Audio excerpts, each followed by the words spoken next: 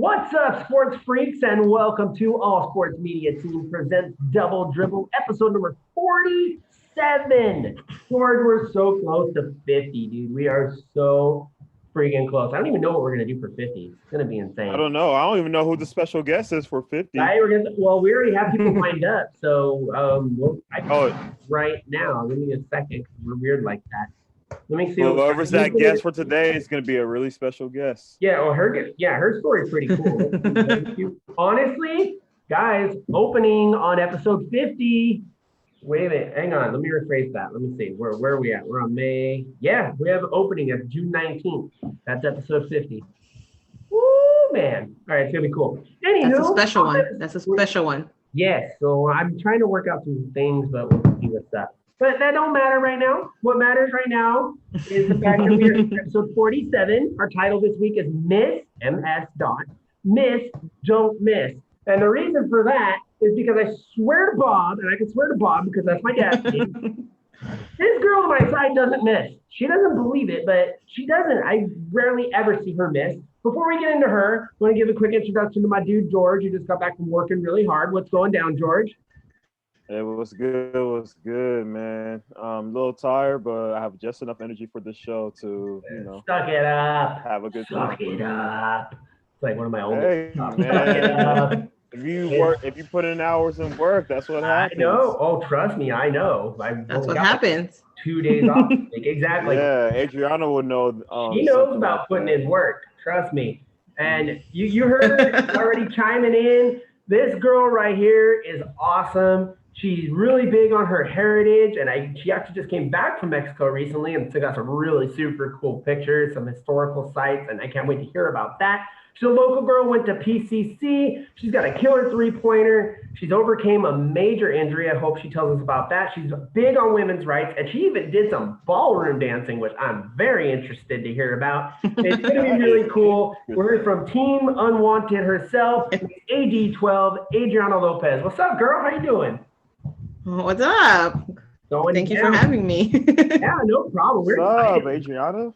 We're excited, Hey, she's the Kobe Bryant of the P4E basketball. Let's just put it that way. Wow. That's a lot of pressure right there. That's a lot of pressure. Thanks for putting pressure 2 minutes into our show. Good Lord, man. The MJ fadeaway. She got the Kobe fadeaway. She has it all. So I mean, come on. I got back in 80 because she's one of the few ladies in our league that has that type of fadeaway, and even at the I seem to recall a couple weeks ago you even pulled off a Curry shot too. You shot it, just started walking away. Your team. Oh yeah. That happened. It happened. Yes, he has the highlights. Yeah. If you guys see my Instagram story, it's not there anymore, but it was on yesterday, so I'll probably repost it sometime this week. So I'll just send it to one of you guys. Yeah, for sure. We'll get that out there. But most definitely, honestly, AD, when I first saw you, and of course your Unwanted Girls, the first thing I said to George is, wow, these girls are strong, they're fierce.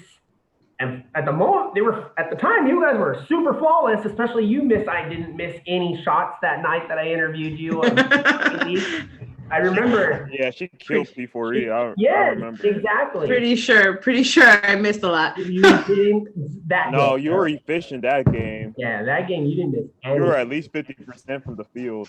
More than 50, dude. It was a freaking beast. But honestly, before we get into the Adriana the Hooper, I want to find out a little bit about Adriana the person. So AD, what we usually do, we have our guests just give us a little bit of BG, just a little bit of background, whatever you feel appropriate to share with us. Anything goes, anything's open. We're open book. If you ever want to ask us anything throughout the show or compare anything to your life, we're totally down for that. So if you want to give a childhood to where you are now, maybe a little bit of And you could roast on Ricky. Anything. No, we roast George. We never roast me. We always roast George. Don't let him fool you. So, but yeah, just childhood, right. Little Pee Wee League, all the way to where we are now, and we'll bounce off of it. We'll have some fun. The floor is yours. Oh, all right. Well, I'll stay focused on basketball a little bit. So I think I hit my growth spurt a little early in life. So all elementary and middle school, I was kind of head and shoulders above everybody. and it was actually my brother. Yeah, it was actually my brother that got me into rec basketball, and I think I played maybe a season or two of rec basketball. And it was one of those things where you're so tall and it's kind of like stand in the middle, put your hands up. So I kind of liked it, and then I kind of hated it, the basketball at that point in life. And then it was in 8th grade.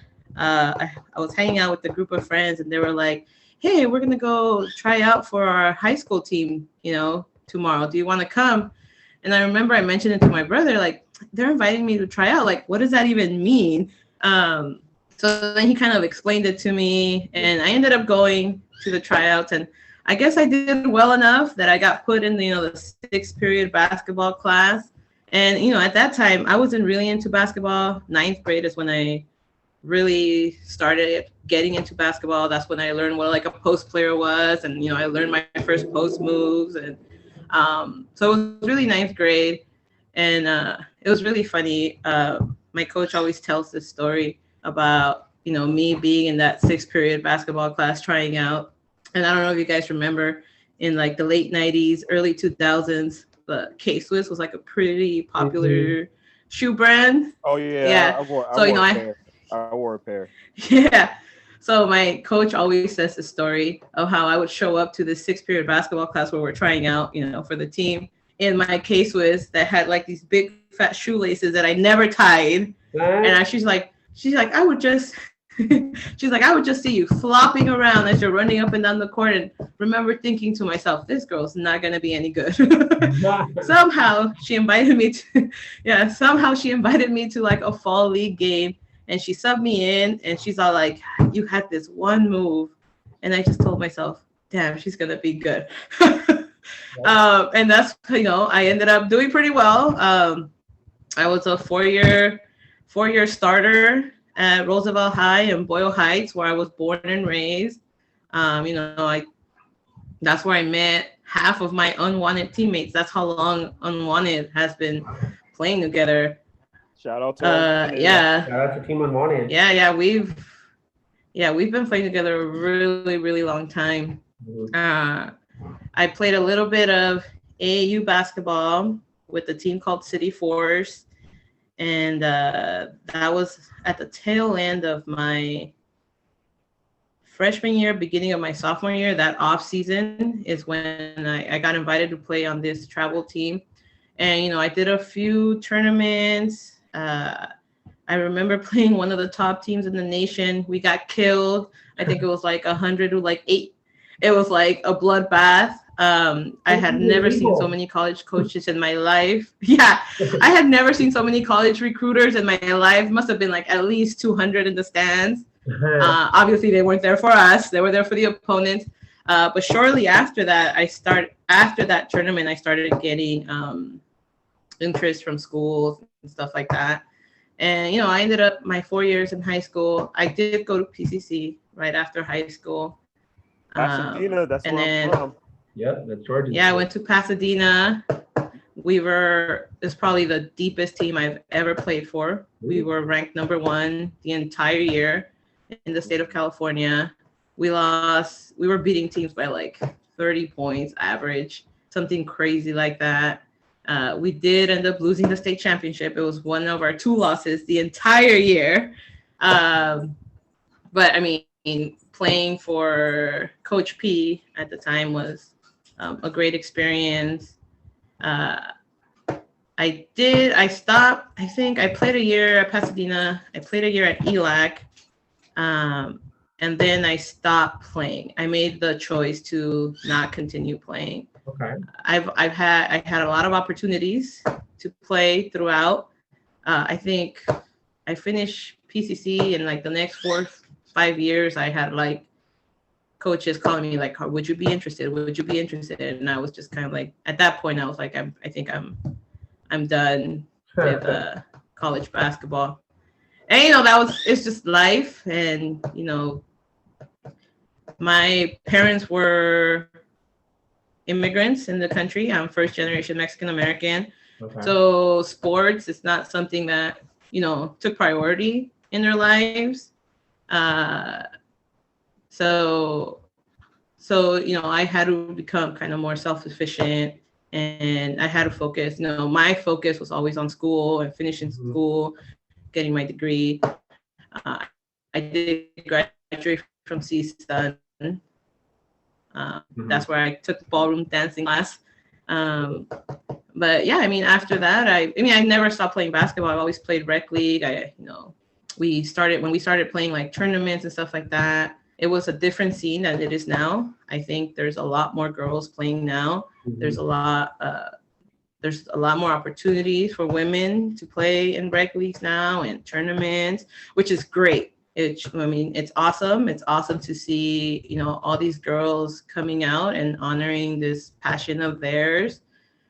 Even my own teammates, I admire each and every one of them. A lot of them, marriages and kids, and they still find the time to show up. We've been playing together like 15 years, and then, like I said, half of them we've been playing together since high school. So that's 21 years.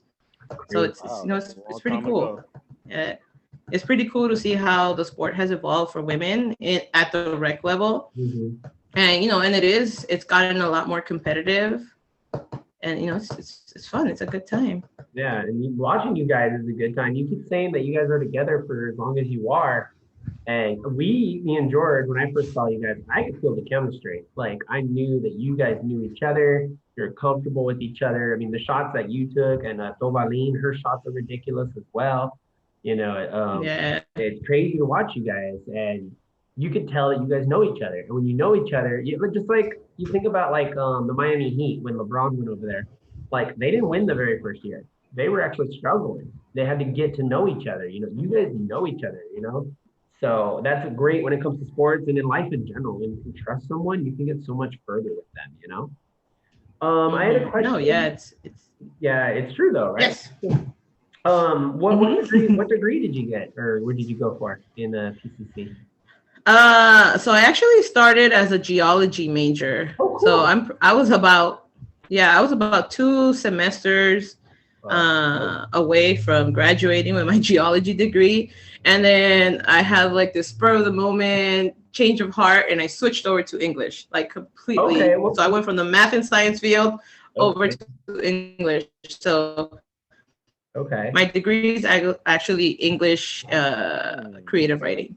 That's dope. Oh, cool. So what field were you looking to go into at the time? Like teaching or like what were you looking at? I wanted to teach. I always wanted to teach. My degree was English, but I always wanted to teach science. So actually, when I started testing to get into the credential program for my credentials, it was actually all for science. Interesting. All right. Cool. Yeah.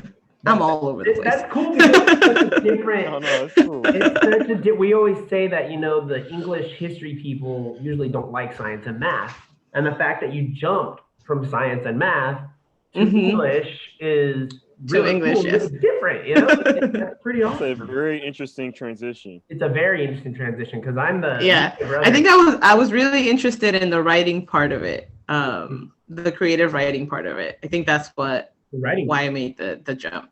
Well, a lot of people hate English and they hate writing. I love writing. I have over 80 something original poems, and I love writing journal entries, and you can just escape, it's kind of like sports. You just escape into it, Yeah. It's a good outlet. Yeah. And people are like, oh, I don't like reading. I don't like it. Dude, it's your imagination. You get to create what you're seeing or what you're doing, or it's even better when you're writing the story because you are the story, So I think that's friggin' awesome. I'm just saying. You said you stopped playing throughout, was it after college you stopped playing, you said, or after high school? After junior college. After junior college, I stopped playing, yeah. Any particular reason or just because? Like I said, life got a little heavy during my time at the JC. I had a lot of things I had to deal with. I think it's Mental Health Awareness Month, so anxiety, depression was some of the things I had to learn how to handle. And yeah, it got a little heavy for me, and I kind of had to cut back somewhere because I'm going to school full time. I'm putting myself through school full time. Uh-huh. My health was a priority. So I kind of cut back in basketball. And the thing about basketball for me, my passion for basketball wasn't so much, I wanted to be like a WNBA player or play professionally. I think back then, women's sports didn't have the spotlight as it has it now. I think it's progressed a lot more. And like I said, I'm first generation Mexican American. Like my dad never saw me play. My mom maybe saw me play once. So it wasn't like a huge thing in our lives. And for me, school took a bigger priority, and obviously my health took a bigger priority. And my passion for basketball was really not so, like I said, not so much that I wanted to be a professional, but my passion for basketball kind of came from a place where it kind of filled voids for me. At that time of my life. Yeah. So, the things it was giving me and the voids it was filling, I can get that whether I was playing professional or I was playing recreational. No, I'm glad. But you do look back and you kind of go, yeah, you do look back and you kind of say like, dang, what if, right? Like I said, when I played that AAU tournament, shortly after that game with the 200 plus collegiate coaches in the stands where we got killed. I mean, I started getting crazy letters from Rutgers U. And at that time, they were like a big time program, right? Yeah, I would come home for like the next month and a half, 2 months, and I would have like correspondence every day. But at the same time, at that time in my life, I didn't understand just how big the basketball world was. Like, it didn't make sense to me yet. I was still too young. It didn't make sense to me. I was playing center all through high school. So, I'm an undersized center. So these things weren't helping me, and I didn't understand it. So I didn't jump on it. I just kind of let, like, oh, cool, I keep getting letters. Like, I don't know what to do with them. And, so you do, So you do look back and you're kind of like, well, what if, what if? But, there's no regrets. There's no regrets, really. You can't have regrets. Like she gets drafted. Yeah. No, I was gonna say like she gets like a letter saying from the WNBA, right? She just and then like she just says like yeah, wow, thanks. I'm like, what is this? What is it? It's like WNBA draft. What are they talking about? Yeah. I mean, obviously, I understand now. I understand everything now, but. Yeah, I mean, I didn't know what Rutgers was or who they were. They send me cool stuff. Right. So like, let me ask you this. So, when that happened, were you like in your freshman year, sophomore year, junior year, or what year? It was between my freshman and sophomore. So that off season is when I played travel ball. The off season of my freshman and sophomore year. Got it. Yeah. Awesome. Yeah. Awesome. So I was little, like I said, I was still really green into this whole basketball thing. Like I said, I didn't get into it until I started playing, in high school. That's when I became like the biggest of gym rats. Like I was always at a gym. That was kind of like me, but I didn't take basketball as serious as I should. But I still play basketball. I still play like recreational. I just play for fun now. So basketball. I'm like that with baseball. I can't touch a basketball. You don't want to see me shoot a basketball. It's very embarrassing. That's how I make. Honestly, the microphone. But baseball. Honestly, that? No, you were saying. No, I said honest. Yeah, I was gonna say like honestly, that's how I made like a lot of friends just from the game of basketball. Yeah. True. Well, sports will do that. Even if they start as enemies, they can turn into friends. You never know because of the respect factor. You may not like. I still have the same friends from high school. Yeah, we all played together. Years, lifelong teammates. For 21 years. We get on each other's nerves sometimes, but it comes with 21 years. Exactly. That's what happens, man. Like you can yell at each other, but then you guys are still cool. Yeah. No, I'm very grateful for each and every one of the girls on our team. And I could tell you guys just laugh after the game. You guys are always laughing together after games. Yeah. So Like I see like Adriana and her friends at the corner just like giggling and everything. Oh, I see it. Not all the time, but Like, I think now that as we're getting older, you know, it's not as easy as it used to be when we were younger. When we were younger, we were like, you know, we were just up and down that court. It was pretty good times. And it's still pretty much up and down that court. Just saying. I know, right? Just put that out there. But you know, it's cool. She talks about the sisterhood of the unwanted, but honestly, she's popular at the league in general because when we posted your story, we got comments and we got likes from people from every team in the league. You know, we got, you know, Ariel's hitting up. We have P4E girls hitting us up. You know, your teammates are hitting us up. MJ hit us up. Like, they were all excited to hear this. So, no pressure. But, they respect you. You know, respect is earned, not given, and you definitely earned their respect. So I think that's awesome. One thing you didn't mention, you don't have to talk about it. Well, you're welcome. You didn't mention it, but if you don't want to talk about it, I totally understand. You said you stopped playing once because of mental issues you were going through. You also overcame a big, a foot injury, a major foot surgery or leg surgery? So it's actually my ankle, and that was actually in 2016. Okay. So that was only like 5 years. Yeah, 5 years this month actually. Mm-hmm. And that was just like a freak accident. It actually happened at work. So I'm in recreation, and I was like, I took like a group of teens to like a field trip to like a skating rink. And I'm out here like, come on guys, skate. It's like super easy. I'm trying to like get them to like try it. Mm-hmm. And then I was, you know, I tried it for a while and they were like, no, like they were too scared. So finally I'm like, you know what? I'm just going to come off out of the rink. So on my last lap, 3/4 of the way through, it was just like the freakiest of things. I lose my footing. And as I'm falling back, somehow my skate gets stuck. So I'm falling backwards, and all you hear is my legs snap into pieces. So I completely broke my tib and my fib. It's a pretty big break from the bottom of my ankle to about the middle of my shin, and it was both bones.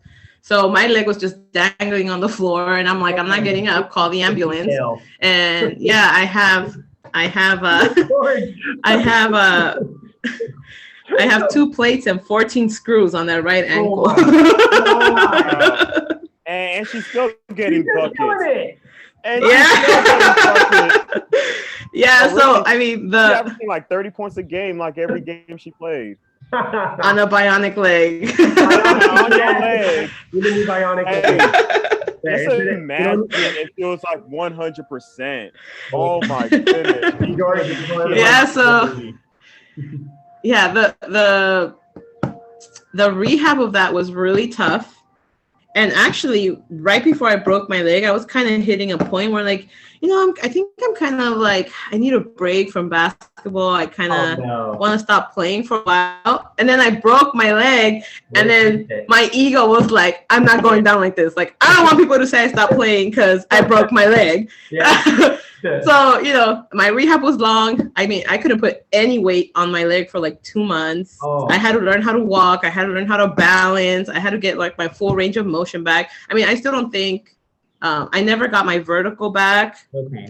My lateral movement is not what it used to be. So I didn't get everything back, but obviously I'm healed enough where I can still play a little bit and stuff like that. But yeah, shortly after that, I think that happened 2016. I want to say 2017, we joined the Drbl League. It was like our first time playing in the Drbl League in 2017. You had surgery and you joined the Drbl. You are the good Lord. Yeah, we joined. I want to say it was 2017. We joined the Drbl League, and I think that was like, yeah, and I was like the leading scorer in the Drbl League that season or something crazy like that. So then I was all like, okay, if I want to stop playing, I can now because my leg is fine. Just like a little broken leg. I could do that. One thing that a lot of people who are not athletes don't understand is when you get an injury, especially a freak one like that, and you go back onto the court, what was going on with you mentally that first game? You know, the doctor that was one of my first questions, like how long before I can play again, and their timeline was like a year. Like, you should not get on the court, you know, at least a year from now. I actually got on the court, like, I broke it in May. I was in the court again in January. Wow. I shouldn't have been. I was like, I jumped on the court way too soon. I couldn't move as much. But I wanted to get over any mental block. I didn't want to be scared, but it did take a while to gain confidence in my leg, especially on the one-footed jumps. Mm-hmm. It was something I had to like consciously work on. Mm-hmm. But fortunately, I was able to like overcome the doubts and gain back trust in my leg again. It took a while. But What advice would you give to, let's just say, high school and up, or even a little younger, maybe like junior league, going all the way up to high school, college, and they get a giant, especially if they're in college and they get this injury, or they're having these recruiters looking at them, they have scouts looking at them, and then bam, they're down. Like, what advice could you give to them coming back from that injury, like mentally, physically? Be patient with yourself. Be very patient with yourself and just take it one day at a time. One day at a time.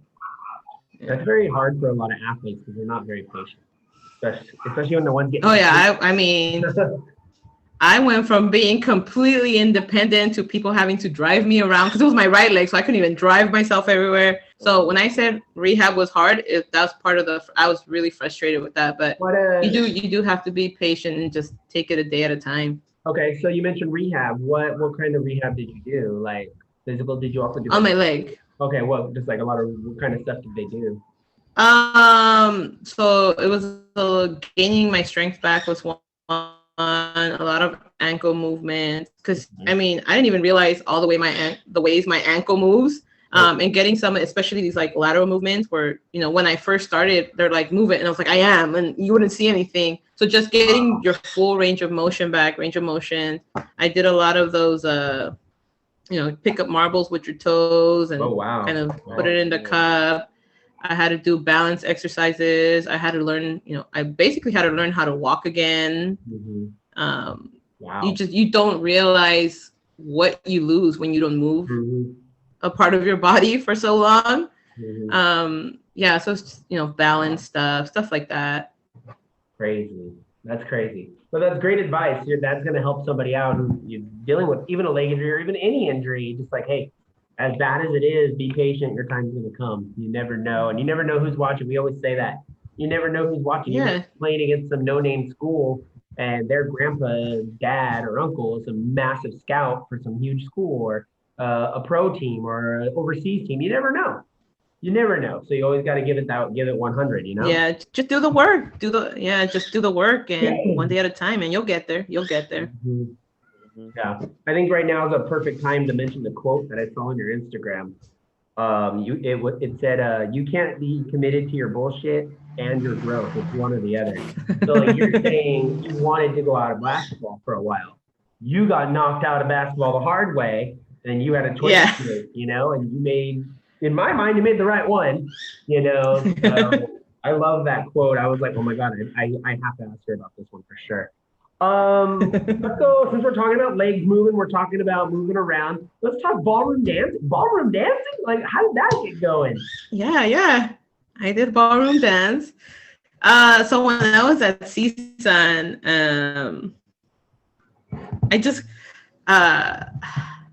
I always took like a pretty heavy load of classes, but I always had like room to maybe add like one or two more. And I think I figured this out way too late. I think it was maybe my second to last year where I'm like, you know what? I'm gonna add like one fun class every semester. Mm-hmm. Because I was commuting to CSUN, so sometimes I'd get to school at 6 a.m. for like a 7 a.m. class, and then I wouldn't be done till like 10 p.m. and I have like this huge break in the middle. So I was like, you know what? Like, I'm gonna add a fun class. So I did like basketball, I did aqua aerobics, and then I did ballroom dance. And And I like dancing. I'm not the greatest dancer, but I love dancing. Mm-hmm. And I heard it's good for your footwork. It's a good exercise, and I've always wanted to try ballroom dance. That's awesome. And that's how that came about. I took a semester of ballroom dance, and I loved it. I loved it. We did tango, cha-cha-cha, a little bit of swing, a little bit of, you know. All right. I hear you. We hear. I like a little bit of ballroom dance. The fact that you threw in the aerobics, that's pretty cool too, because that really works on your muscles. And I did swing for give or take 3 years, I think, down here in Whittier with Lindy Hop. We did Lindy Hop style swing, so I wasn't flipping nobody or anything. That's street swing. But I did Lindy Hop for 3 years, and it really works you mentally. You got to remember all the steps and all the different things you're going to do, but it works you physically too. And the cool thing about you taking dance and being an athlete, we talked about this before we came on the air.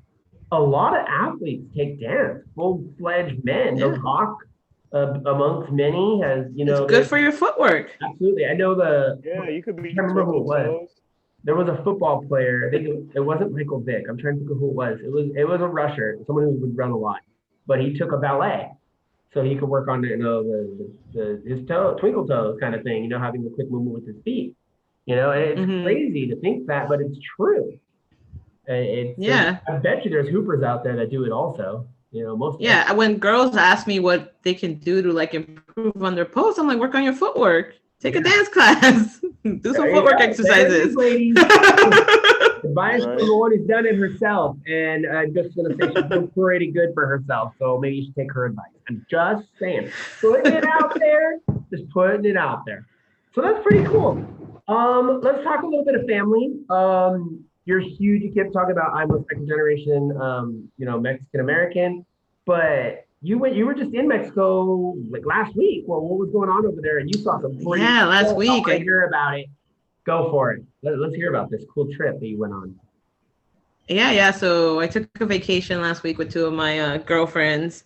They both played with me on Unwanted. It was like my shooter and one of my bigs. And actually, my shooter, Crystal, and we had planned this last year, but then COVID made us cancel. So we had to hold it off. Huh? What number was Crystal? Crystal's number 20. She's our shooter. She had like three threes yesterday in a row. Yeah, I saw that. Yeah. So we had actually planned this trip for 2020, but then COVID hit and everything shut down, so we had to put it on hold. And then we finally got to go last year, and it was a whole lot of fun. We flew into Cancun. We spent a couple of nights in Playa del Carmen, did one of those explore adventure parks, which was like super awesome. We got to zip line. We got to like swim in this like underground river. It was super cool. We drove down to Bacalar, which is like this lagoon in like a small town in Mexico that was just absolutely stunning. By far the highlight of the trip. We spent 3 nights out there. Then we drove back to Tulum, spent a night there, then flew to Guadalajara, where my family is from, to celebrate my grandpa's 90th birthday. Shout out to Grandpa. And and then the next day we flew back home. So yeah, we were quite busy. Our itinerary was quite busy, but it was really beautiful, really beautiful. Bacalar was. If you ask me, I haven't stunning. Gone to in a while, but I love historical places, and you didn't even mention any of those. You got to go to some really cool historical spots also from what I saw. Oh yeah, we did Chichen Itza, which is one of the 7 wonders of the world. Yeah. The Mayan pyramid. It was actually my second time there. But my friend Claudia hadn't been. So Crystal and we both had been, and we're like, no, you have to see this place. It's like stunning. It's awesome. It's one of the 7 wonders. And it's one of those things where you like walk in, it just takes your breath away because you don't realize how massive it really is. But yeah, I mean, I'm all for it. I love, ancient civilizations. I love art, all that stuff. So that was really cool. Is that the one where you can go walk up the steps that they allow the people to go up the million steps or whatever? No, so that one, the one you're talking about, that one's in closer to Mexico City. And I actually did that one in 2019. Of course you did. I did it in 2019. This one, what's special about this one is 2 days out of the year, because everything was built according to the galaxy and the star placement and stuff like that. So what's awesome about this one and why it's one of the 7 wonders is 2 times out of the year, things line up so perfectly that at a certain angle, as the sun is setting, it kind of looks like a snake is coming down the stairs. That's dope. Yeah. So it's pretty awesome. It's pretty awesome. That's really dope. I'm Puerto Rican American, and we have a lot of traditions. What is some pretty cool traditions that maybe your family personally has, being natives of Mexico? What kind of cool traditions do you have? I think most of our stuff, well, not most of our stuff, but what my family celebrates the most is around Christmas time. So in Mexico, during like Christmas time, they do something called posadas, where people go like door to door and they're kind of like singing. Like caroling. Kind of like caroling. Yeah, they do posadas, stuff like that. We do the whole Christmas. We're up till midnight, open, gifts at midnight. We celebrate the 24th. That's when we get together on the 24th. That's when we have our dinner. Everyone is hanging out. Midnight, we all open our gifts. We go home. Right. It's just like that. I think with my family, a lot of it is religious based. Okay. Tradition. Yeah, I'm no longer very religious, but I still, I still hang out with them and I celebrate with them. Okay. Yeah. So they do like Dia de los Muertos and stuff like that still, and those kinds of things. Dia de los Muertos is something I did. Actually, this year it's on my Instagram too. I did my first altar. Yeah, my dad passed away last year, so I kind of, I think it's a good time to do my first Dia de los Muertos altar. Okay. Yeah, so that's something that we do. Yeah. You got to honor him. That's awesome. Okay, cool. Shout out to Dad, by the way. Rest in peace, Dad. Shout out to Daddy Lopez. Yeah, Daddy Lopez. You've also been to a couple other cool historical places I'd like to throw out there. Canada, not as much, but they do have some pretty cool stuff. You've been to Canada. I love Canada. I went to Vancouver and it was awesome. Like, I went there when I was 12 and I still remember every second of it. There's excuse me, what people don't know is there's the British side of Canada, which is the west side. And then there's the French side of Canada, which is the party side, which is like Toronto, Montreal, that area. And you, I believe, went to the east side, right? If I'm correct? Because you were in New York. And Toronto. Yeah. Toronto? I went to Toronto. What was that like? I was my sister lives in Niagara Falls. So I actually went to go visit my sister. Her boyfriend lives in Toronto. So that's how I got to spend a day out in Toronto. I loved it. People are super nice. Did you get a chance to catch the Raptors game over there? I did. I caught the Raptors game. I have pictures on it. Yeah. I did. Yeah, you should. Send me pictures.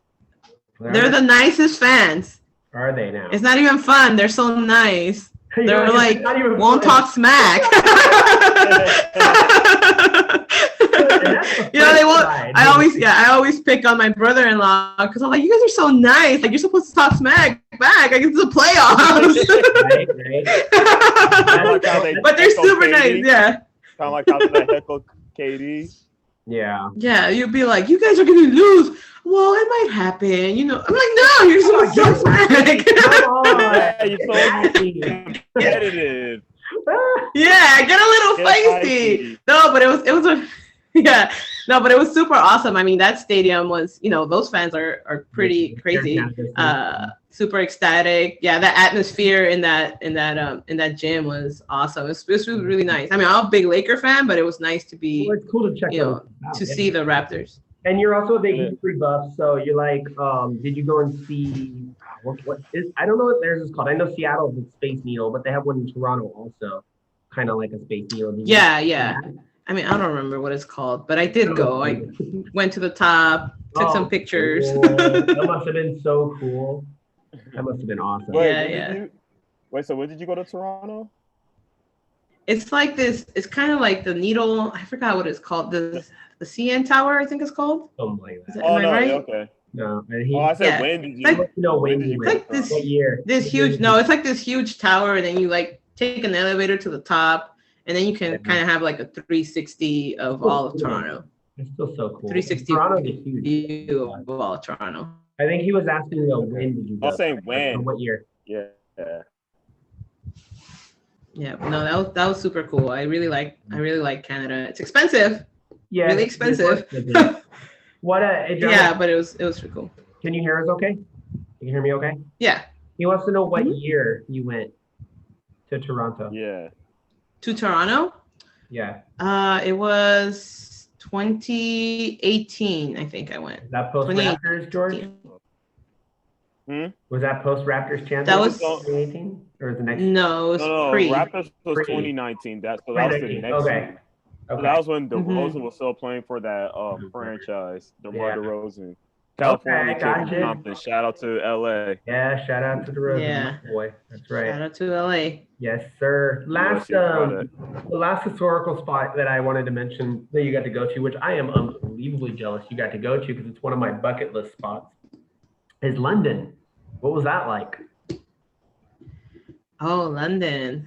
That was fun. I want to go so bad. That was actually my first solo trip adventure. I actually went to London by myself. Interesting. I don't know if I'd be able to do that. Yeah, it was really cold. It was really cold, and it was kind of those things like everyone should try solo travel once. Mm-hmm. And then I was like, you know what, I'm gonna try it. Maybe don't try it going, halfway across the world. But it was really fun. I had a really good time. I think I was there 4 nights, 5 days. Okay. So it was like a quick trip. That's enough time. And honestly, the reason I chose London, I'm a geek. I'm a geek. And I really wanted to see the Harry Potter movie sets. That was coming. That's what I really wanted to do.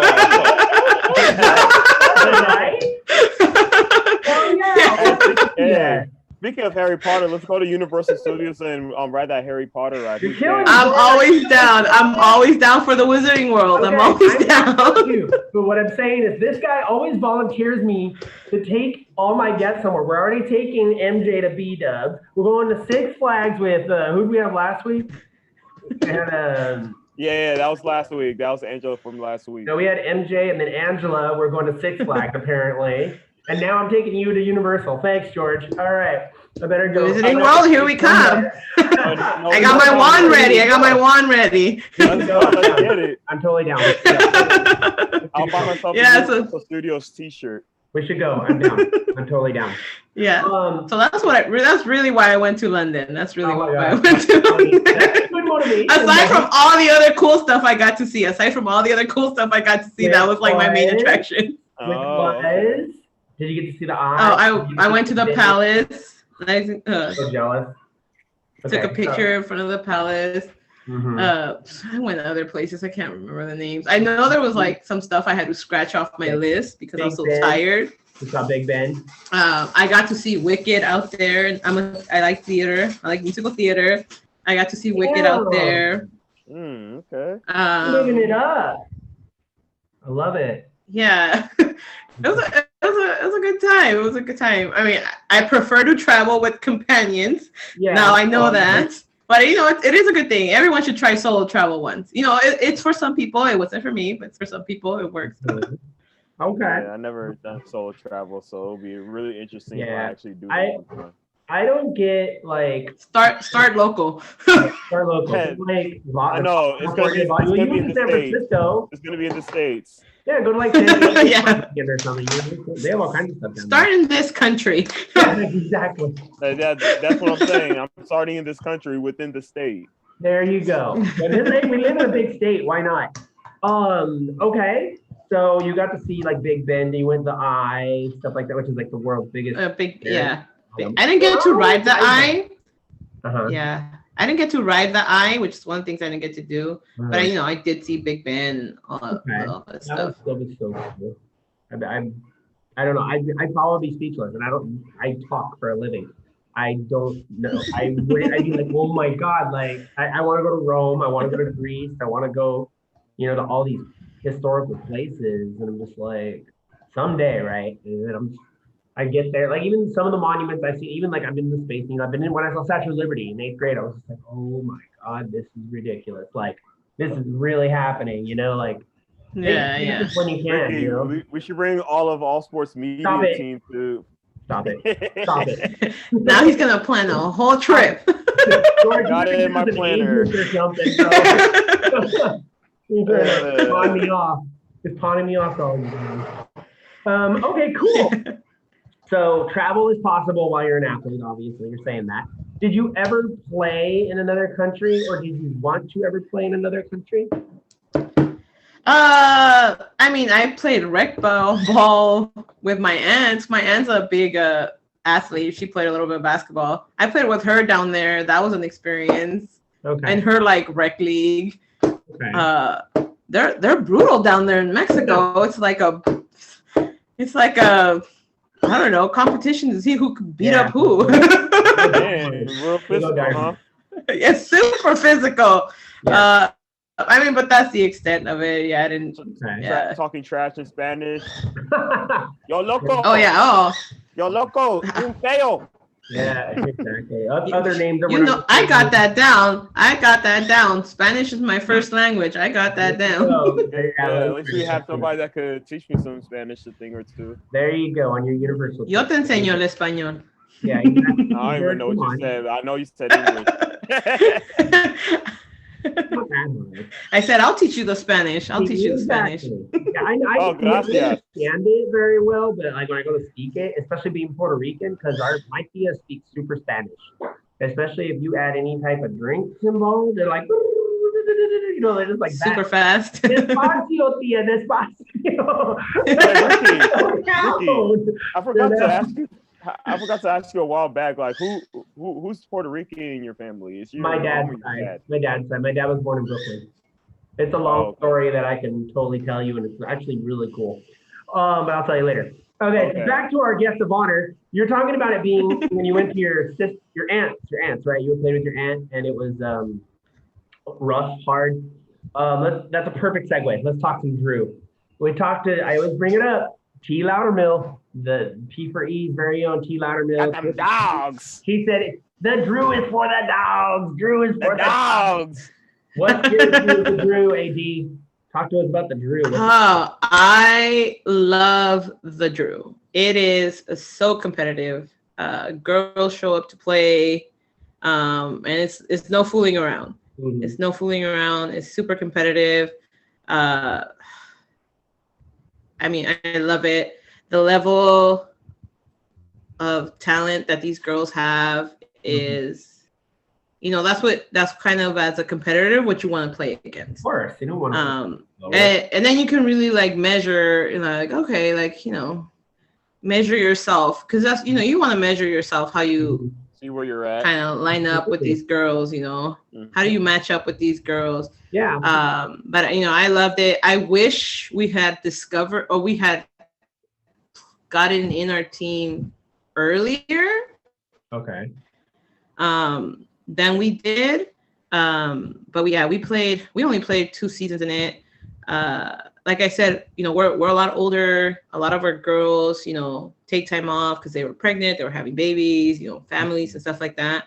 Mm-hmm. So we were never really able to get our whole team in the Drew.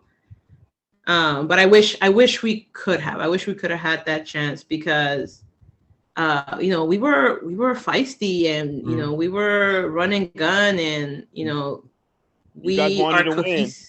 Yeah, of course. Yeah, our cohesiveness as a team was something that we always got compliment on. Mm-hmm. Our passing ability, our ball movement, and I wish we would have had the opportunity to take our whole team in to the Drew. And like I said, I wish we would have discovered it a little bit sooner.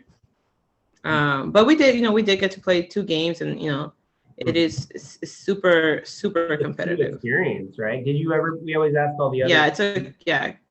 Yeah, we asked all of our guests this, either male or female that have played in the Drew. Did you get to play against any professionals, and if so, what was that like?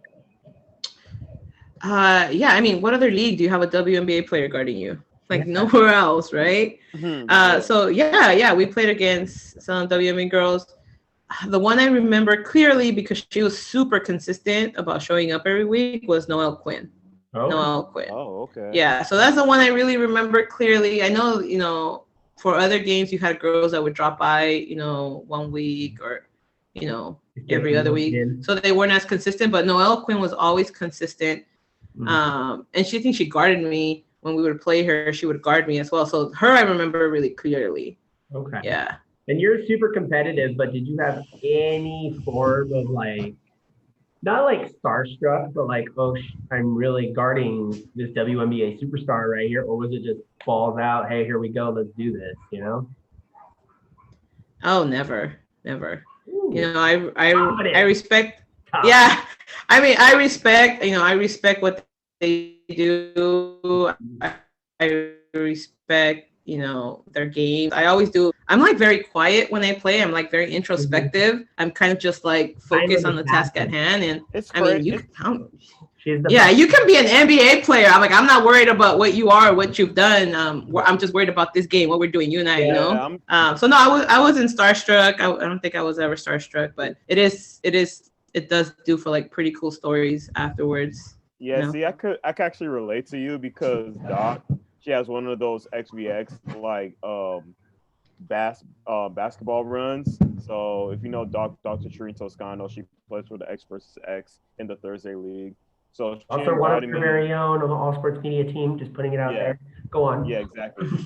So she invited me to one of the runs, and the player I saw and actually played against was Ron Artest, aka Oh, okay, cool. Saw that video. So yeah, I was a little culture shock, but then I was just too cool, calm, and collected, playing my game and everything. And with Doc on the floor, I'll just be funny and everything. Meta World Peace actually loved my energy because I was actually hyping him up. I was actually giving him the ball every possession. Well, look at how he was. Cool. I played with them and I played against them, so it was a very fun experience. So that was actually it's very cool. It's very cool. It's a good experience. If you've never done it, definitely. If you can get to that level, definitely take that chance. Another league that you're in that we talk about all the time, it's the P4E Women's League, Playing for Eternity new Women's League, and you guys are one of the front runners. I'm sorry, you guys are most definitely one of the front runners in that league. You can laugh all you want, but it's the truth. You guys are straight up beast. But can you compare the P4E League and the Drbl League in your eyes? What kind of comparison? Maybe physicality, and then the mental state when you go there, because I know P4E does a couple of things different than the Drbl League does. Yeah. So I think the level of competitive is great. I think the girls are coming out and they're working hard. And like I said, I appreciate that as a competitor, just how hard the girls are coming out to play. I think that's awesome. They do little things different. The prayer at the beginning, at the end, that's totally different, but it's like a good little marker, even in a very highly competitive game, to kind of, cool down and on a really good note, because at the end of the day, we're there to compete, right? And it's nice when the girls come out and, and we're just competing and the game's over and, we're all great at the end. Everything is kept between the lines. But no, P4E, it's actually our first league together since COVID hit. Wow. So it's a great league for us because we can kind of see where we're at as a team, because as we're trying to get back into the flow of things. And like I said, these girls come out and they're going hard every night, and I love it. I love the competition. Absolutely. And I totally agree. They do go out full out all the time, every time. But then, like you said, at the end, it's a sisterhood. It's one big sisterhood, and we all get that vibe all the time. Okay. So again, you're listening to All Sports Media Team presents Double Dribble, episode 47, Miss Don't Miss, with the bionic woman herself, Miss Adriana Lopez. Well, the 12. What's up with the 12? I forgot to ask about that. Has it been you had it a long time? That's been my number since high school. Yeah, that's been my number since high school. Just because? So Just because? I think I don't even remember why I chose it. I think my aunt used to wear it and my uncle used to wear it, and I was kind of like, you know what, that's a cool number. I'll start wearing it too. And then once I wore it, it's like, this is who I am, number 12, and I just kept it. And I think the only year I wasn't 12 was my year at Pasadena. Yeah, Uh-huh. I think that was the only time I was not 12. But yeah, what was the number that you were, if you don't mind? I was 21 at Pasadena. You flipped it. So you still yeah, I don't think they had 12 available. 12 wasn't available. So like, we have these numbers. So I was like, give me 21. That's as close as I'm getting to 12. Give me 21. Yeah. I did the same thing. My number was 21, but in high school, my number was 20. So there you go. Yeah. So I in high school, when I did water polo, I did the same thing. I'm like, oh, 21. Oh, it's taken. Well, damn. What about 14? Nope, it's taken. Well, damn. All right. Give me 7. Like, what the hell? Give me some kind of bullshit list, Like, so I had 7. But baseball, I always had 21. That was just I loved Deion Sanders growing up. So 21 was my jam, So, all right, cool. Yeah. Cool, and more cool. You have a different variety in music. This is totally off the subject, by the way. When I asked you music, you told me Florence and the Machine, I believe, and No Doubt. Are you strictly like alt rock girl, or do you like a little of everything? I know you like the Mexican culture as well, so you probably got that kind of music in you as well. But what besides those two groups, what gets you going? I love all kinds of music. I just love music in general. I love lyrics. I listen to a little bit of everything. I listen to country. I listen to hip hop. I prefer 90s hip hop. Yeah. I listen to alternative rock. Yeah, alternative rock, pop. I will listen to everything. I listen to Spanish stuff all the time. Regional Mexicana, you always hear. Uh-huh. Yeah, I've always been to music. I love live music. I'm always, gone to plenty of concerts. Soon. Yeah, it's just very soon. Yeah, it's just always been like, like kind of like a Zen thing for me. I just love music. Yeah. Which is funny you mentioned that word, because I was kind of going to go there right now. You're preparing for a game, and you got your earphones in. What's playing pregame for AD12? What's the pregame music? It depends. If it's like. It's a playoff game. If my headphones are on, I'm really focused, because that means the competition is good and I gotta like play well. Okay. And I'll usually have sometimes I'll have a little Eminem. Okay. Okay. Sometimes I'll have a little Eminem. Sometimes I'll have a little, Disturbed on, which is like a hard rock. Okay, yeah. Oh wow. Okay. Yeah. Okay. I like stuff that's gonna like pump me up, you know. Hype you up, Exactly. You're not gonna be pumped like ballad boy band. Yeah. If I'm more casual, I'll have a little pop, and then I'll be a little more relaxed in my warm-ups. Okay. But usually if it's a good team, I'm like super dialed in. Exactly. Yeah. Okay, I like that. I love that you have the full mix. I'm actually an on-air radio DJ. I was on last night at 96.7 KCal Rocks for the first time in like a trillion years. But yeah, no, I'm the same way. I'll listen to anything. I don't like twangy down country, but other than that, like I'll listen to anything. You know, I can jam to a Disney song and then go jam to Tupac. You know, like. I love musicals. Hey, you love High School Musical? No, she likes musicals. All right. Okay, I like musicals, theater, musicals. Talk to me. I was a fan of Glee. Because he don't know about musicals, all right? I was in West Side Story City play at one time. It was awesome. What's your go-to musical? Like, have you seen? Oh, I love Wicked, but Hamilton is just awesome. Have you seen Hamilton? You must see Hamilton. Yes. Also, Hamilton was great. I have not seen Wicked. That's on Disney Plus, I believe, right? Yes, there was. Wicked. It was, but they took it down. I've seen Wicked on like YouTube, but I want to see it live. I really wanted to see the one with Idina Menzel. That would have been amazing. Oh, that would have been awesome. Right? Yeah. I used to go to a dinner theater out here in Tustin, I think. It was called the Elizabeth Howard. And we saw West Side Story. Oklahoma was actually really cool. We saw Oklahoma, and you want to talk about like country, but musical. It was awesome. Oklahoma. My go-to, honestly though, my go-to musical would have been West Side Story for a long time. But then I saw Greatest Showman. I was like, oh my God, Greatest Showman would be. Can you imagine Greatest Showman on stage? I haven't seen Greatest Showman. I've been meaning to watch it. I haven't seen Greatest Showman. I know. What? No, I haven't seen Greatest Showman. You have a go-to list now, AG. You have to see Greatest It's Showman. on my list. It's been on my list. It was recommended by a friend. No, the cast is awesome.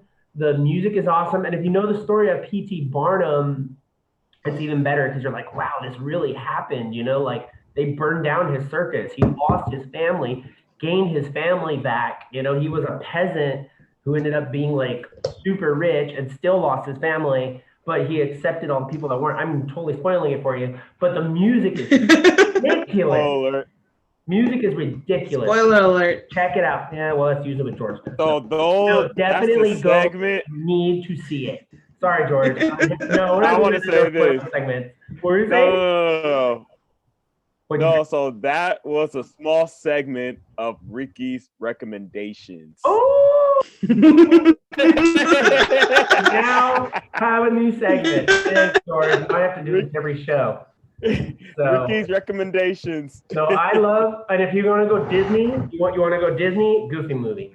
Goofy movie is my favorite Disney movie. Oh, I love Goofy movie. I met Bill. It's a classic. Yeah, and it's underrated. Most underrated Disney movie ever.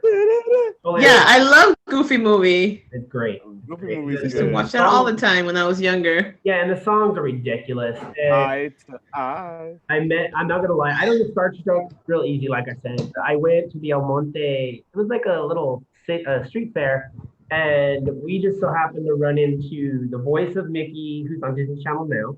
We ran into the singer of Pokemon, and he actually sang it on stage. So 90s kid and me went crazy. And then we met Bill Farmer, who's the voice of Longhorn, Foghorn, Yosemite Sam, and Goofy. I was like, what the hell? This is too cool. Oh, Foghorn Leghorn? Yeah, that's what it is. I'm sorry. Yeah, and I asked him to do the voice. I was videoing him. I said, can you do the voice for my son? He'll go crazy. You know, he was right. Lewis, my son Lewis was right there. And he's like, I can, but you got to turn off the camera because, you know, Disney. So, and I was like, 90s kid and me was nuts, dude. I love the Goofy movie. So, totally off the subject, but awesome. So that's a good movie, though. It's a good movie. Definitely, you need to see Greatest Showman. You will not regret it. I promise you that. It's on my list. It's on my to-watch list. I'm gonna have you message me after you see it, and you can give me some kind of like, oh, that movie was awesome, or Ricky, you're a damn liar. What the hell? That sucks. I'll give you my review. Okay. All right. Hey, and right there, Ricky's recommendations. ALDL, you know. Hashtag. Ricky's recommendations. Awesome. Okay. I also want to get a little. Obviously we've been laughing like half of the show. We tend to do that.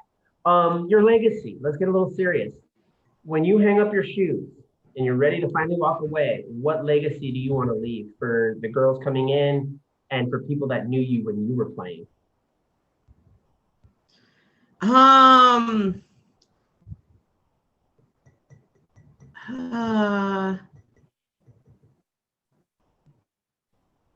That I gave it I had. I agree. Yeah.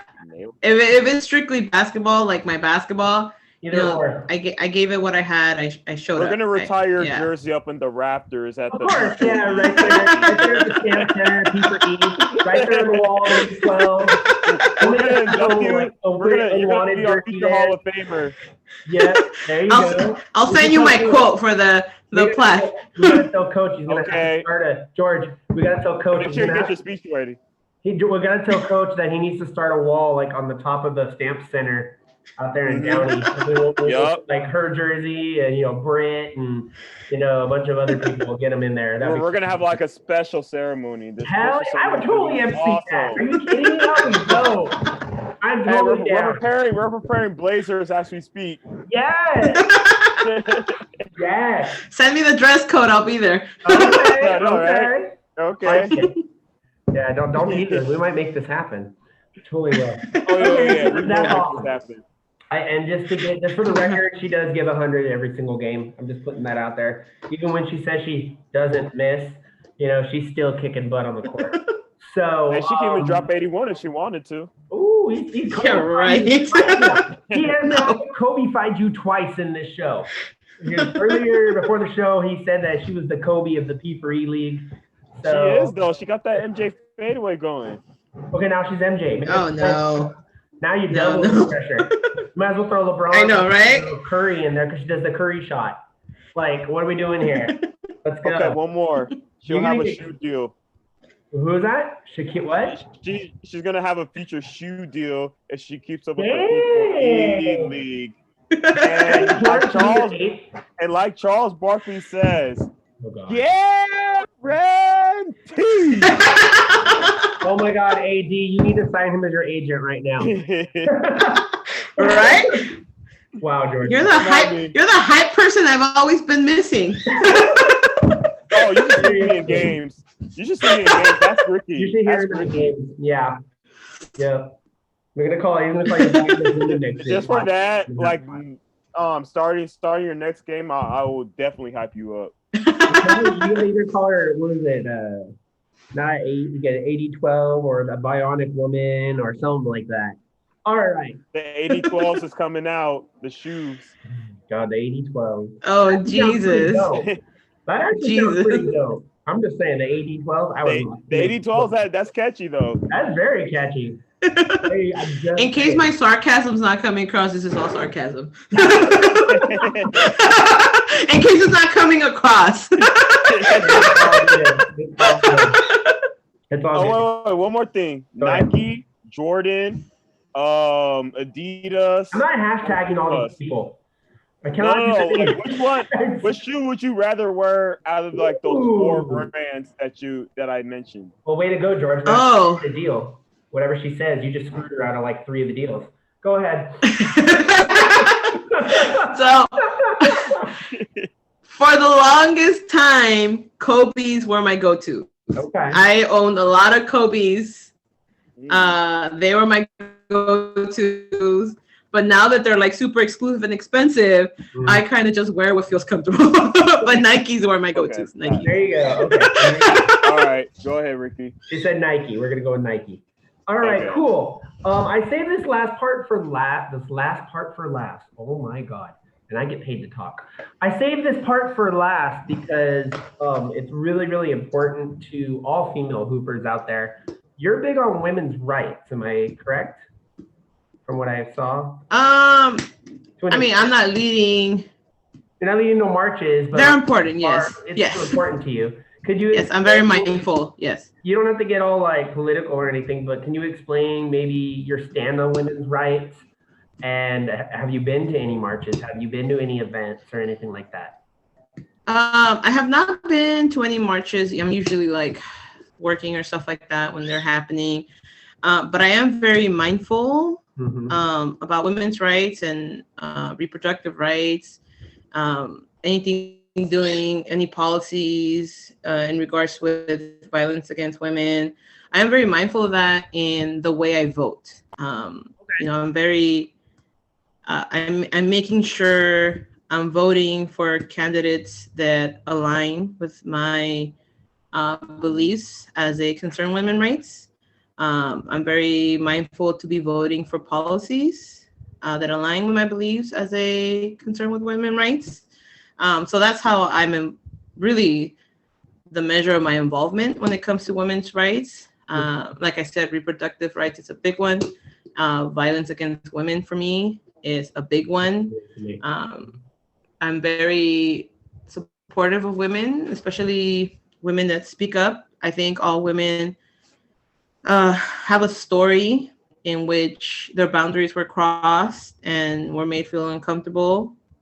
So that's all very important for me. And like I said, the way well, I'm involved is really in the way I vote. Okay. No, that's very smart. You know, you got it out there to the people that are just like, how am I going to make a difference? Vote to the person you think will make those Yeah, changes. you got to vote. Yeah. I am on a lot of social media, obviously, you guys have seen. But I'm a huge advocate against any domestic abuse. So my question here is going to be kind of controversial. You can answer it if you want. If you don't want to, it's fine. Do you feel, obviously, women can be victims of verbal or physical or even mental abuse? Do you feel that maybe the number is smaller, but that there are still a lot of women out there that are also suspects? There are also what? Suspects, like they're the abuser. Violence against men Oh, is yes, what you. definitely. Yeah, definitely. Okay. It goes both ways. Like, I do think there are men that do fall victim of that as well. Especially in the area of like sexual assault.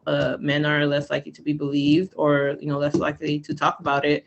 But yeah, nothing is exclusive. Nothing is ever just happening to one side. It might be more common from one side, but nothing's ever exclusive in that way. That's an awesome answer. For the record, we back women's rights like crazy on this show. Women empowerment, George, right? Women empowerment. There it is. But no, I love the way you put it. It is happening on both ends. And honestly, guys, it's usually the guys that are really nice guys, or they're afraid to lose the pretty girl, or the rich girl, or he's a rich guy, but he's a nice guy, and the girl treats him like crap, but she's getting everything she wants, and it starts mental, and it can be emotional, especially emotional. Guys, coming from experience, guys get the emotional abuse more than they get anything.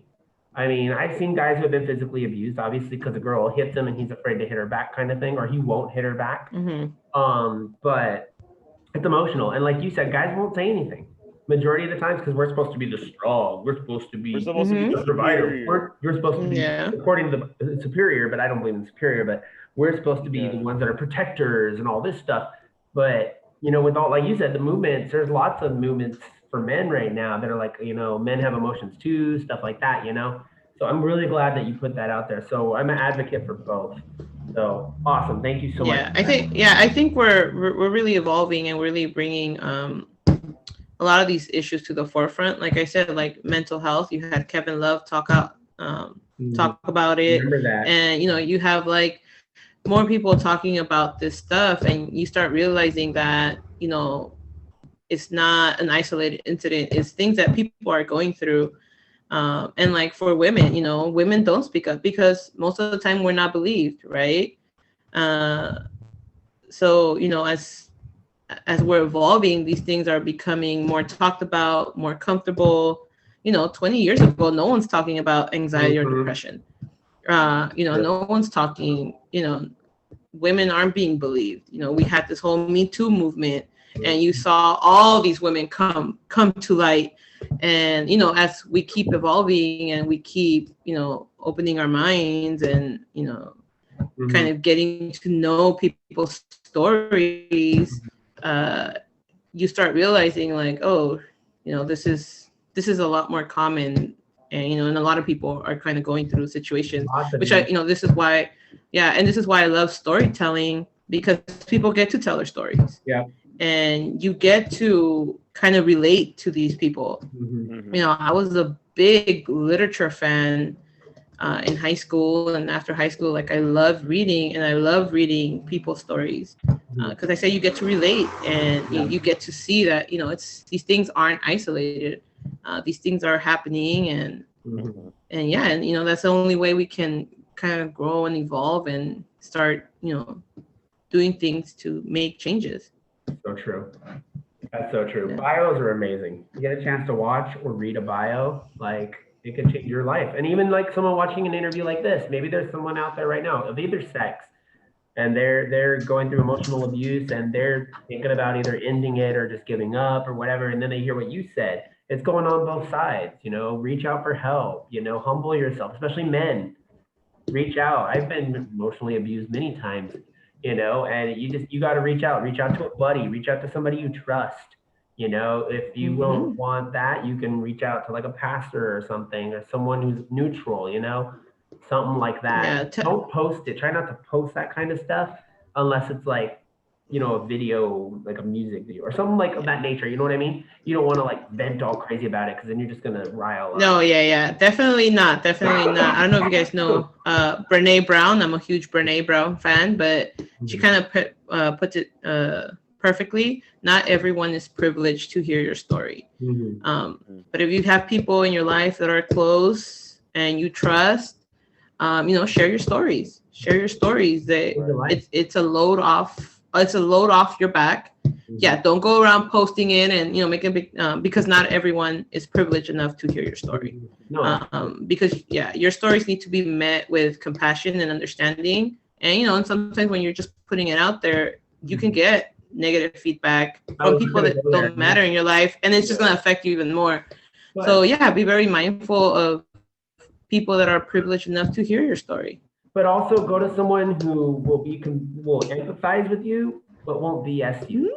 Like me and my buddy Nicholas, we're like, we don't bullshit each other. Like, bro, why is my girlfriend mad at me? I'm like, well, you just messed up pretty bad, dude. Like you did such and such and such. How do you think she feels? You know? Or if I know he's right, I'm like, hey, you know, like we both have I have an ex-wife and he has an ex-baby mama kind of thing, you know? And we usually go to each other about that kind of stuff. And it's like, you know, did you mess up? Did she mess up? Don't put your kid in the middle, you know, stuff like this. Little things that would push someone over the edge. And if you just talk them through it, but don't bullshit them. If they messed up, tell them. Be like, hey, you fix it. You know, I'm sorry. I can't. You definitely have to have self-awareness as you know, as you're growing. And you know, we all mess up and we all have things. I mean, we're not perfect, we're human. Definitely when you have self-awareness and good intention, you know, you're just gonna keep growing, and growth is not linear. You know, it's not linear, it's not a straight line. You're gonna have ups and downs, and but yeah, definitely you need self-awareness. Yeah, seriously. All right, cool. So far we've learned about your school life. We've learned that you were a ballroom dancer. You love going out and seeing historical spots. You're a big mental advocate, which I think is awesome.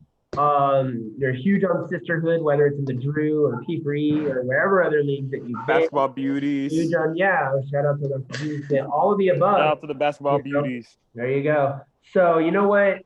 I respect the hell out of you. I respected the hell out of you before we even did this interview. Like just seeing you as a baller, seeing you as a leader on that Unwanted team, you know, I got that vibe from you. And I felt your humbleness when I interviewed you the first time, because I said, you just never miss, do you? And then you're just looking at me like this idiot right here. And you're like, plenty. Like, I still remember that. I still got that video. I still remember that. And I'm like, I look at George, I'm like, this girl gets it. Like, she's good. She knows she's good, but she's humble. And I respect the hell out of humble people. So she does. She's not like one of those people that, like, you know, just shows it like she has poise in her game. Absolutely. Just lets her. That's a good word. Wow, George. Poise. Thank you. Wow. No problem. I like it. All right, AD. We have one more serious question, and then we're gonna have a little bit of fun, and then we do our closing questions. And again, thank you so much for joining us. Episode 40. Thank you for having me. Of course. And you're always welcome back. You have my link. And I am gonna get some of your teammates just saying. I'll let you know when they're on. Miss Adriana Lopez. So you can always pop in and surprise them if you want. We'll do that. We've done that before. Buddha's done that a couple times, and I think Drew did that a couple times. I think we teased. I'm gonna pop in and pick on them. Yeah. Tease them a little bit. Hey, Adriana, that's what we want. That's exactly what we want. We love that. We want you to pop out of nowhere and then like just listen to them and then just joke around with your teammate. And you can see their reaction when they see you pop on. They're like, uh-oh. Or, okay, here we go. This is about to get crazy here. And you have stories that we don't know about. Yeah. You're like, story's not right. That story's not right. Story. That's not how it went down. Yeah. Go back. Liar. I love it. That's awesome. Okay, we talked about your legacy. But what about your motivation? Who was your motivation growing up? I know you said dad. Unfortunately, you lost your dad last year. Was dad motivation? You talked about playing with your auntie and your sister and your sisterhood. Like, who was your motivation growing up? I don't know if I have like a specific person. I think I've been very fortunate to have come across like really great people in my life, and I've tried to take a little something from my friends and some of these people that have come across my life. I've had plenty of teachers, coaches, and obviously my friends. So I try to take the best out of people and apply it into my life. I don't know if I had like a one specific person. I just like, if I sincerely love you, there's just admiration there, and that's the reason I love you. So I try to take the good from people and apply it into my life. And I love that. It's funny because go ahead, George. Go ahead. No, and then like you got us too, because like we love the way you play, but at the same time, like we don't look at you as a basketball player. We look at you as a great person that we could talk to. So that's one of the reasons why we like to do the shows, because we get to know you as a person. We get to know your story, on and off the course. So we love what we do. Thank you. No Thank problem. you. Yeah, it's funny that you said what you said, because that's exactly what Angela said last week. She said that she took pieces from everybody and put it into her as a person and as a hooper. So that's pretty cool. I like that. Okay, so now we're going to get into our final four. These 4 questions are just something that we do. We randomly did it one day. Mind you, you're our 47th show. Just randomly did it one day, and then we looked at each other. I'm like, George, we have to do this with everybody. The answers are going to be crazy. And they have been. We've had so many different answers, so I can't wait to hear what you got. Okay. So you have a chance to play one-on-one with any, alive or deceased, any NBA superstar or WNBA superstar, or you could say one of each. Who are they and why? One-on-one right now, I'm actually going to go with a WNBA player. Okay.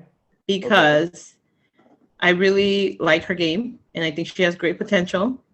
Sabrina Ionescu. I love Sabrina Ionescu. I love her. Sabrina. The New York Liberty, the New York Liberty overall pick. Yep, I love her. Yes. I was in college, like, yes, ridiculous. Isn't she like the godmother of Kobe's daughters? Yeah, I think so. She's very involved in. She's very involved in Vanessa life. Yeah, I've seen that on Instagram. Yeah, but I really like her game. I was kind of bummed that she went down last year. I was looking forward to seeing her, play as a rookie. Mm-hmm. But I loved her when she was at Oregon. Mm-hmm. I'm old. She's young. I kind of, I would. That'd be a great. It. You're young at heart. It is me. Stop it. Stop it. I'm young at heart. Yeah, you're killing me. You're not old at all. All right. So on that thing, first of all, that's a really good pick. Very good pick. I respect the hell out of Sabrina. She kills it on and obviously off the court as well. I remember when Gigi and Kobe died, like Sabrina just was done. She and at the funeral she was there, and it was very touching. So I respect the hell out of her. Okay, I got one more question, and George is going to shoot you 2, and then we'll do our final. You're handed a blank check. You're handed a blank check to play for any WNBA team. Who is it, or where is it, and why? Are you staying home, or are you checking out something else? I'm staying home. Okay. I gotta stay home. Okay. LA. I'm an LA girl. Okay. Hey, shout out to the Sparks. Yeah. Sparks in the house. Yep, shout out to the Sparks. I gotta stay home. Yep, they just played today against Chicago, actually. All right, so shout out to them. Oh, Chicago. Candace Parker. Sorry, that one hurt. Yeah, I'm bummed we lost Candace. I was very sad that Candace day. and Chelsea Gray. The same day, right? It wasn't like the same day. Hey, but at least you got Chrissy Tolliver. That's one of my favorites. I was super bummed that day, and we had a show, I think, that day actually, or the day after. It was emotional. It was fair. I was like, Candace. But she went home to Chicago, so I can't get too mad, you know? I mean, she had the option to go home, and she did, you know? All right, George, you're up, sir. You got your 2. Go for it. Okay, Adriana. First of all, I would like to thank you for coming to our show. It's been an honor having you on the show because you know we know you ball. You're great. You were like the lady Kobe, like I there said. There he goes again. That's 3. So all right. So I have 2 questions. So number 1 is. What was your favorite basketball movie growing up and why, and what message did you get out of it? Okay. And then my second question is, I just lost track of my second question. Just do the first one. We'll go back to the second one. Yeah. So, mind answering that question? I'll think of it. All right. My favorite movie. My favorite basketball movie growing up. I'm going to say Love and Basketball. Okay. Because there was female representation. Okay. There was a female baller in the movie. Great answer. So that's why I'm going to go with Love and Basketball. Okay. Do you want to follow up with the Space Jam question, George? Oh yeah. So Ricky loves to ask this question. So did you think that if they had do you think they should have done this a while back with Kobe in it, like after Michael Jordan? And what are your thoughts on that? So with Space Jam 2 coming out very soon, shout out to the Black Italian Taylor playing Taz, she's awesome, and a couple others that are in there. July 16th. Do you feel that it's too late bringing LeBron in now and the story's just going to be kind of or do you feel the timing is good, or should we have done it with Kobe like 10 or 15 years ago? It would have been great to see a Kobe version because Kobe's like the closest thing that we've had to MJ since MJ.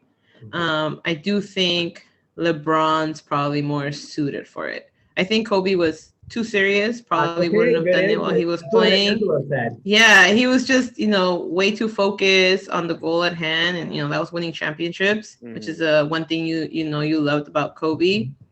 I do think LeBron is more suited from it. It's just personality-wise and how it is. But it would have been nice to see a Kobe version because, like I said, Kobe's like the closest thing we had to MJ. That would have been cool. And then I got one more question. Sorry to cut you off. Movie related? My bad. Go ahead. Yeah, so me and Ricky love to ask our guests these questions. So we called the Mount Rushmore question, but we switched it over to the Fab Five because instead of like having like your top 4, we have our top 5. So who's your top 5? Who's your fave 5 that you would put on your Mount Rushmore? And we say that's because like this is our show. Like, it doesn't make any sense, but it's our show because we're tight like that. So who's your Fab 5? Either WNBA or NBA in any era. And this one you get a good mix. So you can do one. I was gonna give you an all women top 5. Go ahead. Go for it. All women and all men. But I think I was gonna mix it up. Okay, I'll do all women. Okay. You got Cheryl Miller. Ooh, okay. I was about to say that. I like it. Cheryl Miller. Cheryl Miller. Great ball player. Cynthia Cooper. Ooh, okay. Cynthia Cooper. I'm gonna go with Diana Taurasi. Go. Okay. Go. She got hurt. I'm so mad. Go on. Candace Parker. Okay, so you got one more woman. One more lady. Candace. Why'd you do that? Go on. Lisa Leslie. Oh, hey, yeah. Oh, yeah. That's a killer team right there. All right, if your girl team is this good and this educated in your head, I can't wait to hear NBA. What do you got for an NBA? Yeah. What you got for NBA? My NBA team. Oh. Wait, am I constructing a team or this is just my top 5? Top 5. Your top 5. You put 5 guards if you want. We had someone put 4 guards. Or 5 centers. What? Oh, that would be interesting. I'm gonna go with Magic. Okay, good start. Okay, that's good Magic. Magic. Okay. I want to switch it up. I feel like I don't want to give the same answers. Go ahead. Kobe. I'm going with Kobe. Okay, Kobe, Magic. So I got Magic, Kobe. All right. We're talking Afro Kobe or 61 points Kobe? I'll take any Kobe. Oh, she like that. She'll pick 8 or 24. There it is. Yeah, 8 or 24. They were both killers. Like, I'll take any Kobe. Veins, girl, I'm telling you, you were just like, boy, you ain't got nothing on me. Come on, I know what I'm gonna say. Shoot. All right, what about your 3? Round number 3. Let me see. We got Kobe and Magic so far. Let me take Larry Bird. Okay. Ooh. Okay. Yeah, he's a great shooter. Larry Legend. Okay. Kareem. Okay. There you go. That's our 4. You can put Kareem and Shaq. Okay. It's on like question, Here we go. Ask that You want to question, do it? Ricky. You want me to do it? Yeah, I want you to do it. This one is on behalf of Doc. Doc, we love you. Sorry you couldn't be here. Shout out to Doc. Which Shaq are we talking about? Because he played for like 20 different teams and different eras. Hands down, Lakers Shaq. Woo, woo, 34 Shaq, baby. Number 34. Yes, sir. I mean, I have that poster up there. You got that 3-peat. That's 3-peat Right. Shaq right there. Yeah. That's right. It's actually on my door. You guys could barely see it, but yeah, it's up You know, he was great. He was great in Orlando, but this is 3-peat Shaq, Yeah, championship experience exactly. Shaq. I'm getting scared just looking at this list. Magic, Kobe, Larry Legend, Kareem, and freaking Shaq. Are you kidding me right now? Wow. All right. I like it. I like it a lot. Awesome. See, you're so smart. You're a lot smarter than you're giving yourself credit for. You have your basketball knowledge and it's coming out. So people are going to see that. Sorry. All right. So it's been an awesome show. We're a little over on time, but again, I say that every week and I really don't care because it's my show. So we're having a great time. We're getting to know you as Ricky's show. Where we love the fact that we get to know, yes, we know you, the baller. We've seen you play a couple of times, me a couple, him a billion times, and I'm still bummed because I want to see the rest of your games.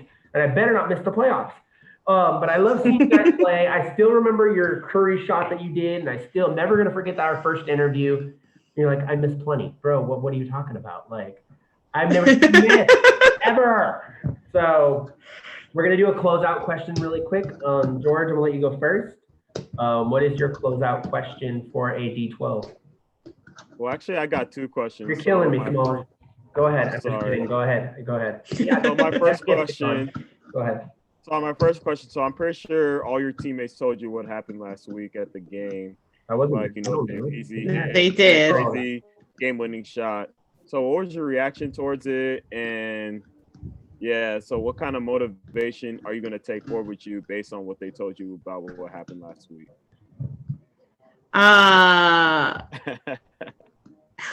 It was like a heartbreaking way to lose because it was like an off balance, prayer that got answered.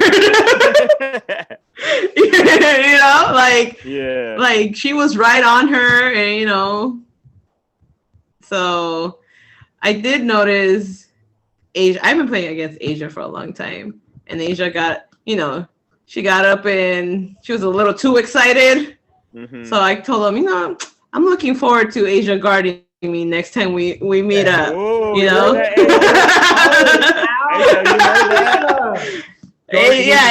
I've been playing against her for a long time. It's all fun. But she's very competitive, and she did get a little too excited on that shot. So I was like, okay, I'll remember that next time we meet up. I'll remember that. Okay, Asia, you heard this. If you're watching this, she's coming for you. You hear that? It's all fun. It's all fun and games. So my second question is, I asked at least most of our guests, who should we bring in the near future as our next guest? And it could be a teammate, it could be like somebody that you met before. Yeah, it could be anybody. So Who would that be? Man, male, woman. It doesn't even have to be basketball. It doesn't even have to be basketball. It could be anybody. That we should interview. A coach, anything. I mean, any one of my teammates, I think, would be good. Dubl has, Adriana Lopez has a good story. Let me see. I think anyone. I'll say Dubl. I'll say Adriana. See what she has to say. She has. I love picking on her, so I'll definitely pop in on that. Okay, we'll make. That's for that. We'll actually make that happen. We'll make that happen, or we'll track her down, and then we'll try to get her on our show. Yeah, Dubl and I, we used to play against each other in high school. She went to Fremont High. We were at Roosevelt, and I don't think we liked each other very much. But now we play together. So rivals, right? There you go. Yeah, they were our rivals. Hey Ricky, I think we should bring her in just so they could talk about their matchups, their rivals, and everything. Heck yeah! I think that she never beat us. She never beat us. So she says otherwise. She's lying. She's on you. Yeah, she's gonna hate me for saying that. I'm feeling a world. But it's true. She never beat us, so she joined us. All right. I want to hear her response. Based on that. Keep that same energy. Yeah, this is the type of banter we have back and forth when you've known each other so long. We gotta make this happen. Ricky, we gotta make this happen. That's the beauty of this. That's what we tell all the girls, though. Like Crystal, she used to play for another team too, and I was like, you couldn't beat us, so you had to join us. Yeah. Hey, Ricky, you know what they did? They pulled that KD. They pulled the KD. They pulled the KD. We're like the Warriors. We call them up. Right? Yeah. Or does not like KD. Hey, one of your teammates is like the Draymond Green sitting in the parking lot crying, saying "We need you. Yeah, join us, guys." We were up 3-1, but we let them win 2 in a row. Mine is the losing part. Mine is the losing part. No. And we let LeBron be the first person to ever come from a 3-1 series in the finals ever NBA history. Wow. Two things I got. Yeah, no, okay. I'll keep that in mind. It's all fun, though. It's all fun. I don't have Dubl yet. I reached out to her. I haven't got her yet, but definitely going to happen soon. It's gonna happen soon. Our next opening is at 50, so someone's gonna get it big. So we got to figure out something big for 50. I don't know what yet, but we'll see what's up. Hey Ricky, I do see them laughing a lot too. So I mean, I want to see what they're laughing about when we bring them to the show. Exactly. We're just talking friendly smack to each other back and forth. Exactly. That's what we want to hear. That's what we want to hear. We'll have to talk this over, but I'm thinking we should have a get together for episode 50. I'll just reach out to everybody in the P4E League and just whoever wants to show up. We'll get some stories going like we did with the guys. Remember when we did that with the guys? Yeah, we did. I think this might happen. So be ready. I'm ready to make that happen, Ricky. So I think we might do it. Okay, cool. I got my final question as well. We're gonna go from laughing to getting kind of serious again, but this could be a good serious. You're huge on women's rights. We talked about women's rights, and you're a killer hooper. My question would be, you are big with women's rights, and you're also awesome on the court. If you had the chance to, you're given the power to, what would you change about the world of women's basketball right now? I think women's basketball and just women's sports in general is actually moving in the right direction, in a good direction.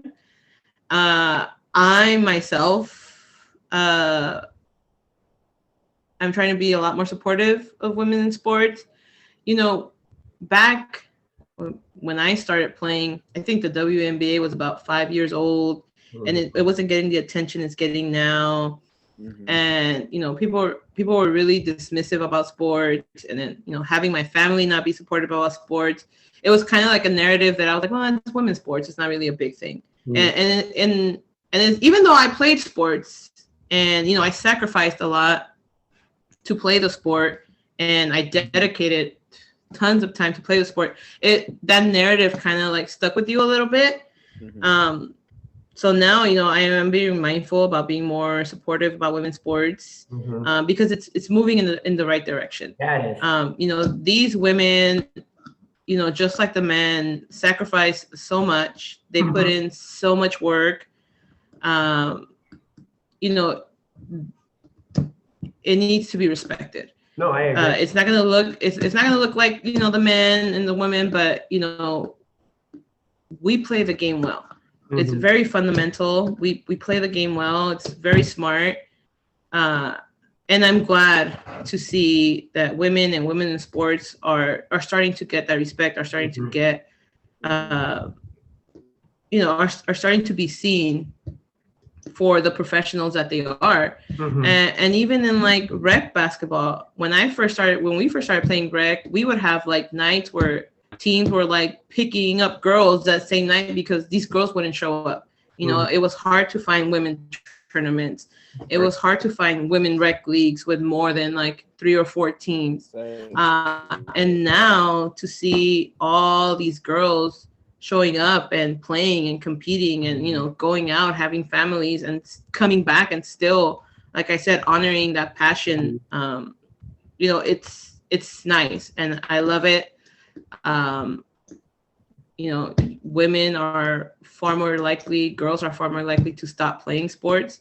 And the fact that now we can join a league with 8 teams and a tournament with 8 teams, and it just shows you it's moving in the right direction. And I hope, like I said, our team, we're all in our mid to late 30s. Every single one of us, mid to late 30s. Some of them have babies, marriages, full-blown careers. And the fact that, we still make time to get on the court, I think that's awesome. And, I hope more girls keep playing until they can't play no more, or until, they're really, really done with the sport. Yeah. No, I think it's going in the right direction. I can actually relate to that because 3 years ago, I played in the co-ed league over at my college. I went to UC Riverside, so that was actually my first experience playing in the co-ed league, like where we have boys and girls. So about like a couple of years later, after I graduated, my one of my friends from Pasadena hit me up saying like, "Hey, you want to join like a co-ed team?" I'm like, "Yeah, sure."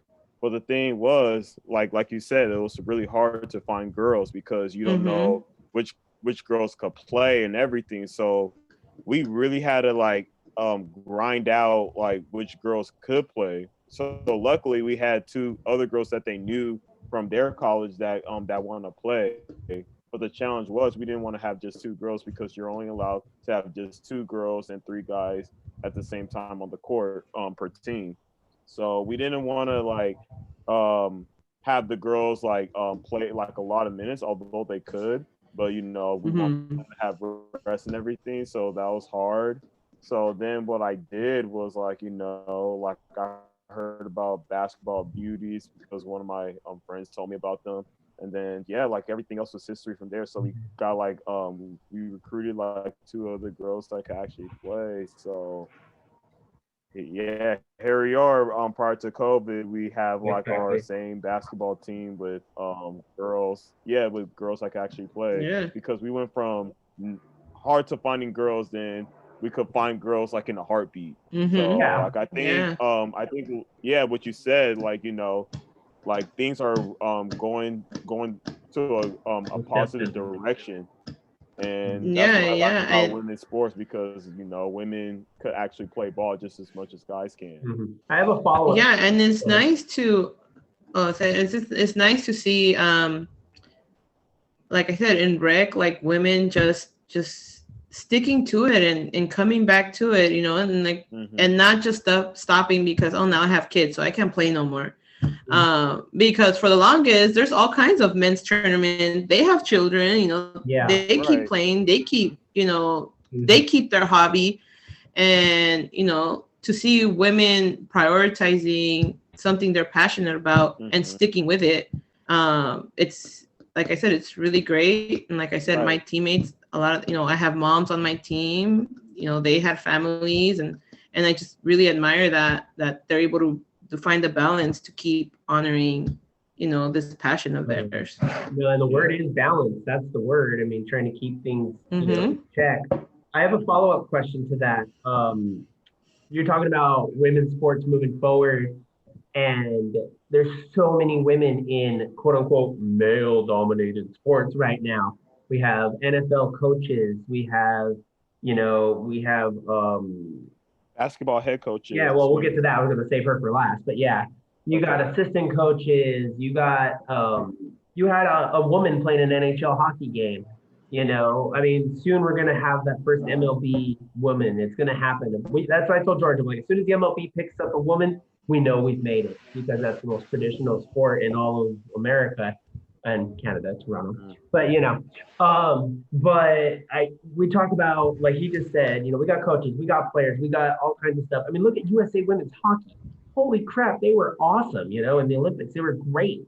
And you look at like women's college, there's so many girls that could ball out. Even girls that we've seen at the BBL, like Vicious, maybe V, she can take an NBA person. Lady T, I would say her Westbrook could go one-on-one.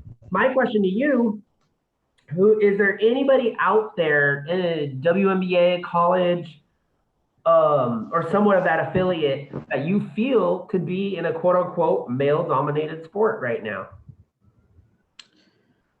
I don't know. I can't think of anybody at the top of my head, but I will comment on women kind of breaking barriers and like getting on like coaching teams and stuff of that nature.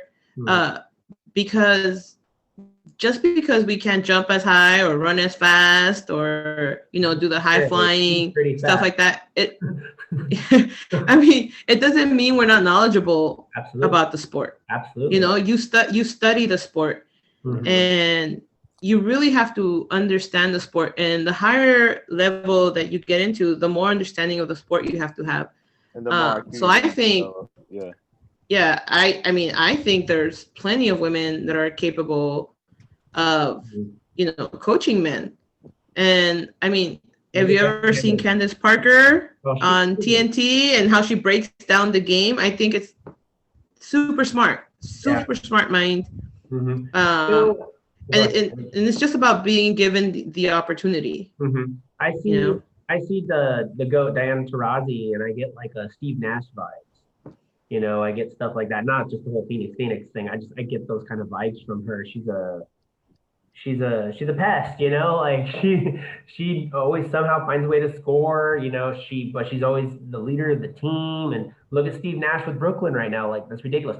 But like he said, Becky Hammon, we're huge for Becky Hammon here. Becky Hammon, yeah. Won the summer title. She has officially coached an NBA game, but she's the next Pop. When Pop leaves, she's gonna get the Spurs. And if she doesn't, that's a damn travesty.